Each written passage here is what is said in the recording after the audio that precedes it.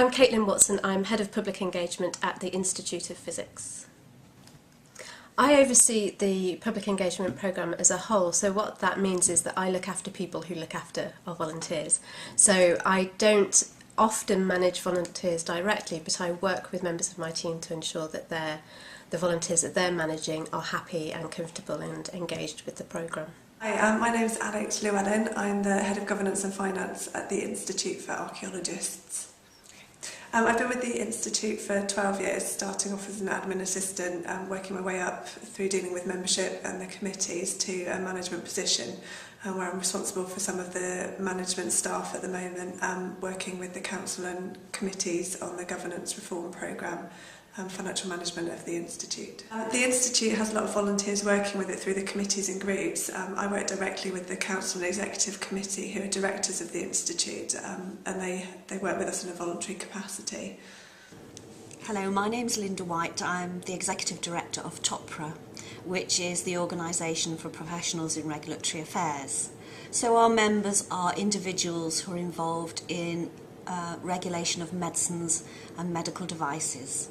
And that depends on whether they're in industry or in government agency. My main responsibilities are obviously the management of the TOPRA staff, of which we have 16 now, and acting as the, I say, handmaiden of the board to make sure that the board's wishes for this organisation are executed either through the staff or the many volunteers that we have involved in TOPRA's activities.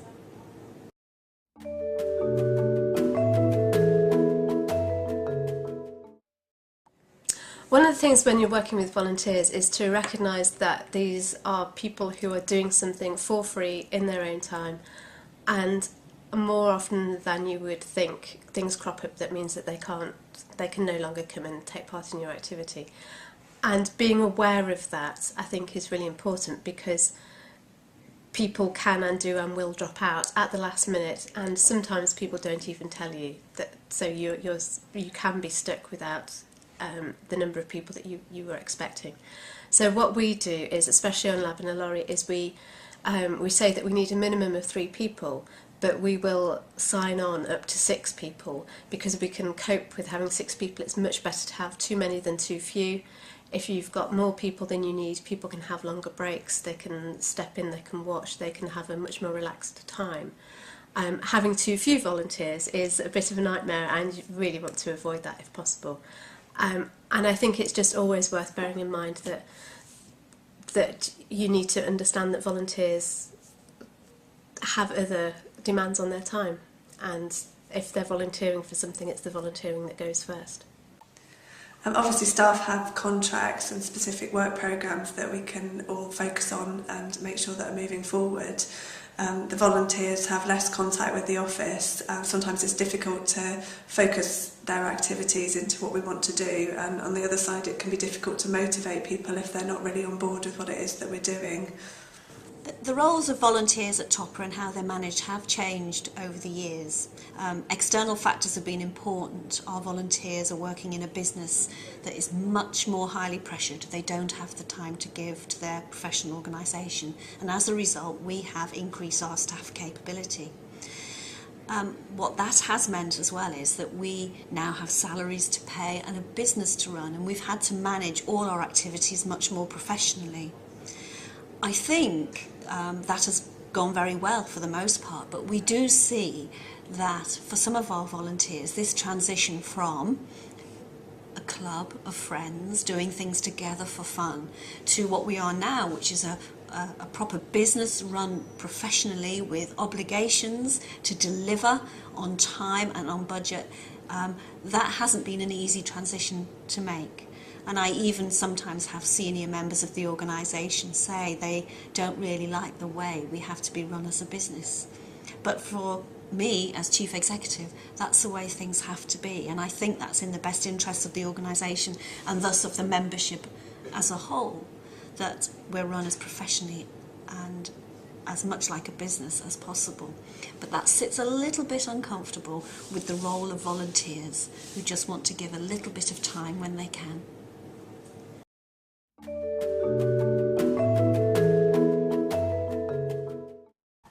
And quite a few of the volunteers that I work with through council also have day jobs in other archaeological organisations.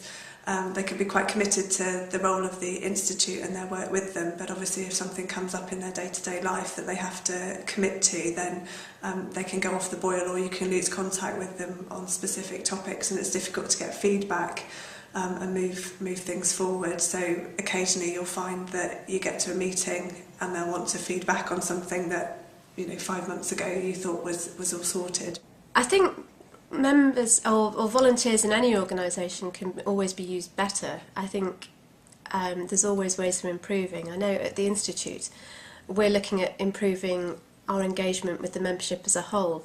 We have volunteers in the membership who play a huge role in our governance structure. So we have the people who are trustees or people who sit on boards and committees.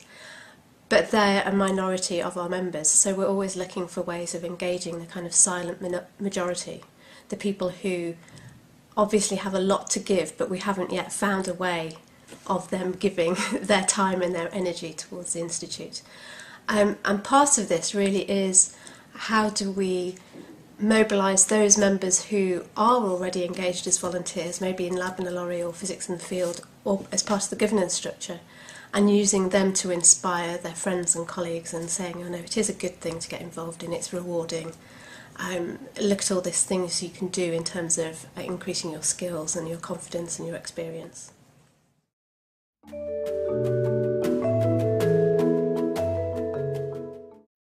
Another aspect of my role at the Institute is working with members who are involved in our regional branch structure. So we have 13 regional branches who are local members who put on activities for people in their region, and they do quite a lot of outreach activities for public audiences.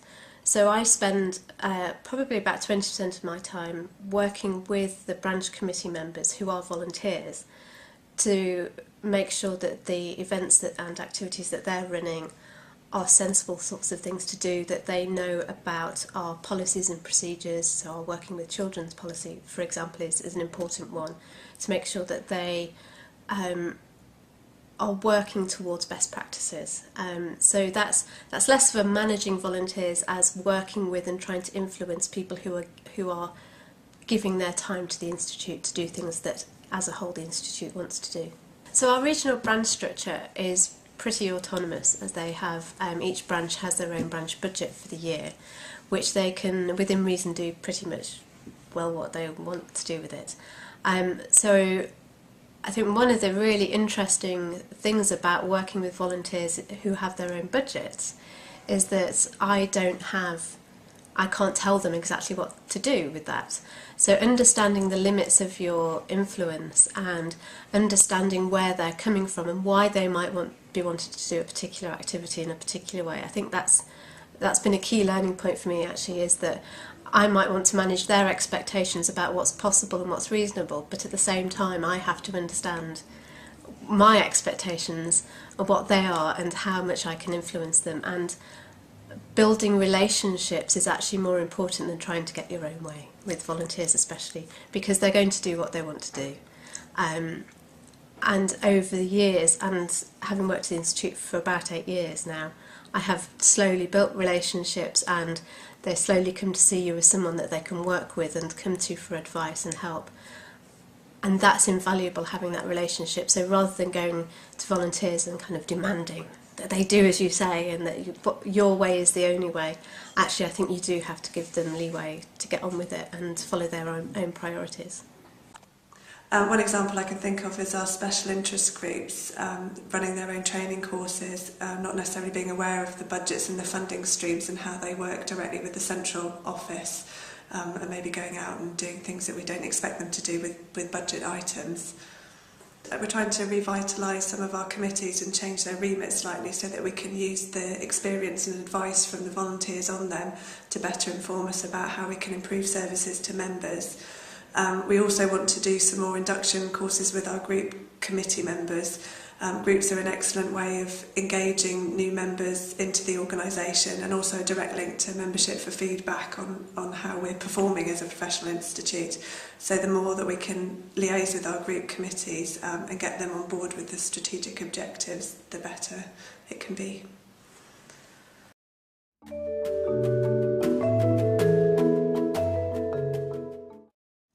Over the past 5 years or so, we have increased the number of volunteers that we use at the Institute. We've got 2 projects in particular that have grown since 2005. One is a project called Lab in a Lorry, which is lorries that have physics laboratories on the back of them that visit schools, and they rely on volunteers. We need 3 people a day to help us deliver that project. And we've also got a project called Physics in the Field, which uses 6 volunteers a day, and we go to public events during the summer. So we go to music festivals, agricultural shows, various kind of just places where people hang out in the summer and do physics busking, physics demos with them. So for Lab in a Lorry, we have paid staff, 1 for each lorry, and the operations coordinator. Their job is to recruit volunteers, so we need 3 volunteers a day to actually run the experiments on board the lorry. And they also, the operations coordinator also book in the schools and do all the admin side of the project. So their time is really, majority of that is looking after volunteers. That could be building relationships with local universities or local industries to recruit the volunteers, make sure that they've got all the information, make sure the volunteers know when to turn up, at what time, what to wear even. That's very important, is to make sure that the volunteers feel comfortable about what they're going to be asked to do on the day. So my role in terms of Lab in a Lorry is managing those people who manage the volunteers. So it's more of a strategic overview of making sure that we have long-term strategies in place to recruit more volunteers. Are we making the best out of our links with local universities? Are there industries that we've not yet talked to about using their staff as volunteers? So I work with the operations coordinator to make sure that we don't run out of volunteers at any point.